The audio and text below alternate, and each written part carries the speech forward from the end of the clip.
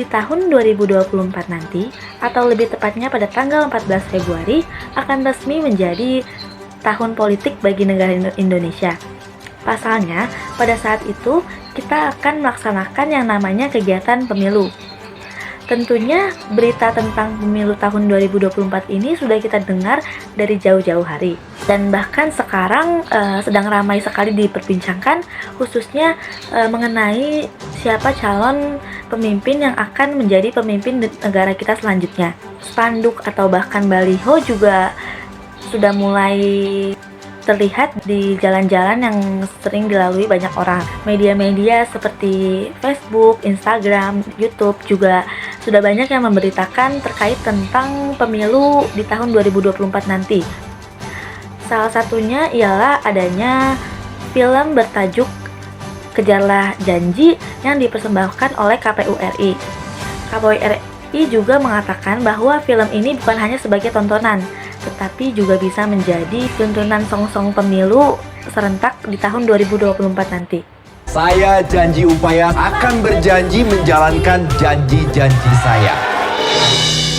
Perkenalkan, nama aku Chelsea Kristiani.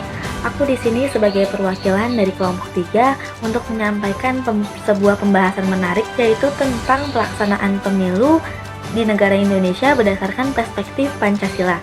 Lalu, apa itu arti pemilu? Pemilu itu singkatan dari pemilihan umum, yang artinya proses demokratis untuk memilih wakil rakyat atau pejabat pemerintahan secara langsung oleh warga negara di suatu negara. Pemilihan umum ini juga merupakan mekanisme penting dalam sistem demokrasi modern yang memungkinkan masyarakat untuk berpartisipasi dalam menentukan pemimpin dan kebijakan negara. Sebagaimana yang kita ketahui, pemilu itu kan merupakan singkatan dari pemilihan umum. Nah, sebenarnya tuh apa sih tujuan dari adanya pemilu? Tujuan utama dari adanya pemilu yaitu memberikan kesempatan bagi warga negara untuk menyampaikan suara mereka dan memilih pemimpin yang akan mewakilkan mereka di pemerintahan atau yang biasanya kita sebut sebagai wakil rakyat. Pemilu juga bertujuan untuk menciptakan sistem pemerintahan yang sesuai dengan kehendak rakyat, menjaga prinsip-prinsip demokrasi, mendorong partisipasi politik warga negara, dan juga memastikan jikalau pemimpin yang terpilih mewakili kepentingan dan aspirasi masyarakat secara luas. Menurut Undang-Undang Pasal 2 Nomor 7 Tahun 2017, pemilu memiliki asas yang tidak lagi asing di telinga kita, yaitu asas luber jurdil yang merupakan singkatan dari langsung, umum, bebas, rahasia, jujur, dan adil. Dalam pemilihan umum, warga negara yang telah memenuhi syarat memiliki hak untuk memberikan suara mereka kepada kandidat atau partai politik yang mereka pilih. Berdasarkan pasal 4 Peraturan Komisi Pemilihan Umum atau PKPU nomor 7 tahun 2022, berikut ini adalah syarat-syarat untuk menjadi pemilih dalam pemilu atau pemilihan umum.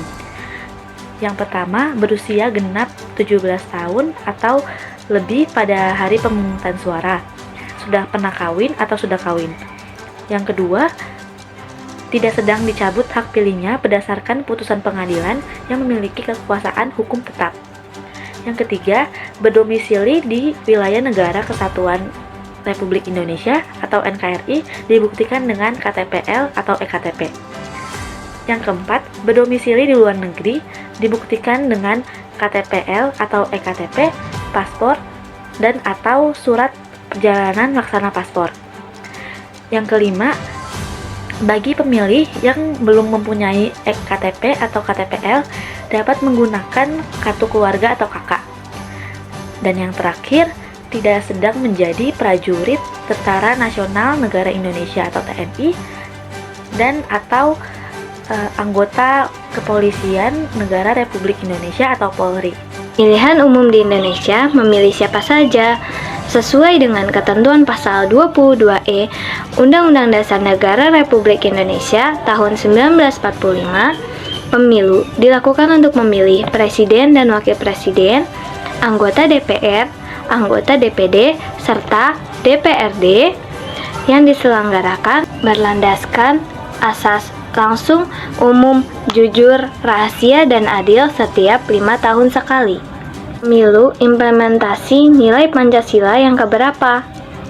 Pancasila sebagai dasar negara juga berperan sebagai sumber perwujudan atas segala sesuatu yang bangsa Indonesia lakukan. Nah, pemilu ini merupakan salah satu wujud dari implementasi nilai Pancasila. Seperti yang telah dijelaskan sebelumnya, pemilu merupakan musyawarah besar yang dilakukan oleh rakyat Indonesia, yang dimana pada suatu hari yang sama seluruh rakyat Indonesia berkumpul untuk memberikan suara mereka di TPS. Dari kata musyawarah saja sudah dapat disimpulkan bahwa pemilu ini merupakan salah satu perwujudan implementasi dari sila keempat. Sila keempat ini berbunyi, kerakyatan yang dipimpin oleh hikmat, kebijaksanaan dalam permusyawaratan perwakilan. Hubungan pemilu dengan nilai-nilai Pancasila yang lainnya. Setelah tahu bahwa pemilu merupakan implementasi Pancasila yang merujuk pada sila keempat, tapi tahukah kalian bahwa pemilu juga merujuk pada sila-sila yang lain? Jawaban dari pertanyaan itu adalah benar, adanya pemilu berhubungan dengan sila-sila yang lain, seperti sila pertama, yakni ketuhanan yang Maha Esa.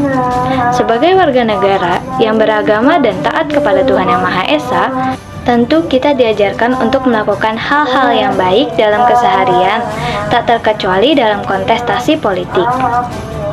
Kendati demikian, untuk mewujudkan pemilu 2024 yang aman, damai, dan berkualitas, seyogyanya kita menghindari hal-hal yang memicu perpecahan, hal yang dibenci oleh agama yang kita anut. Sebab, jika kita lihat pada tahun 2019, acara pemilu pada tahun tersebut berjalan dengan gaduh. Hal ini dikarenakan adanya politisasi identitas.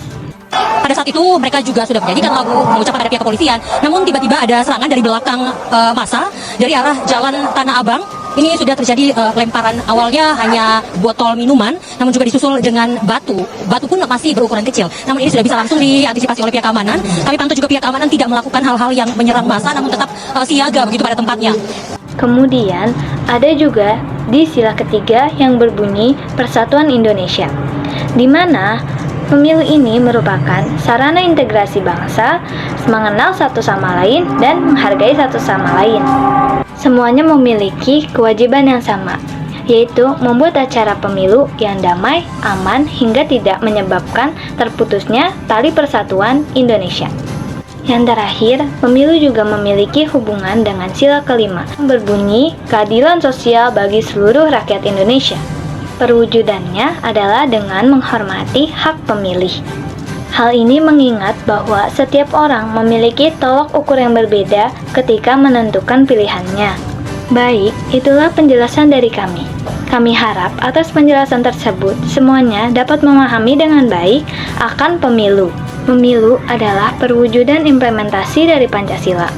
Oleh karena itu, di tahun 2024 nanti, marilah kita menjaga suasana damai, adil, umum, bebas, rahasia, dan jujur dalam memilih pemimpin negara Indonesia ini. Sekian, terima kasih.